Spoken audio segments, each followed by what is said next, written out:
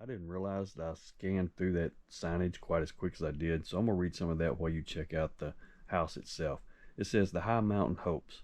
The hard rock miners arrived in Animas Forks in 1870, envisioned the birth of a city built deep in the mountains with all the modern conveniences of telephone, telegraph, electric service, and a narrow gauge railroad. Wow, that's cool.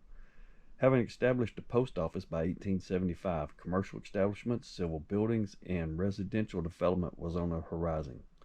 When William W. Duncan arrived from Pennsylvania with his family at the young age of 27, he had big dreams. Duncan and his wife, Mary, built this house in 1879, just 5 years after the settlement of a town site. Duncan's building was designed to support a growing family, including daughters, Mary, who was 6, Sarah, who was 5, and their infant brother, Willie Grant. According to the 1880 census, Duncan was employed as a hard rock miner. Signage also says challenges of living above 11,000 feet. Imagine how hardy those first settlers must have been to scratch out a living from these mountains. Snowstorms up to 5 feet and prolonged sub-zero temperatures were not uncommon in this remote corner of the Rockies. Avalanches following several storms of epic proportions in the 1880s isolated the community for months at a time.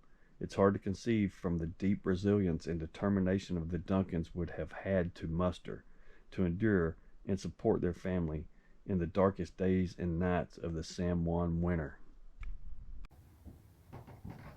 Animas Forks in Colorado is an awesome place.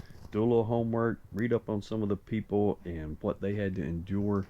I think it's pretty cool that these people went way up in the mountains and built these places back in the late 1800s, early 1900s, and survived the winters and had food, water.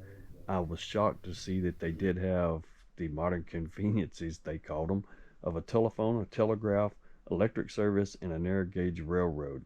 They had it going on, right? I'm sure in the 1800s, if you had a outhouse, that was one thing. But if you had an indoor toilet, you were living in high cotton. Yeah, that's exactly what you think that is.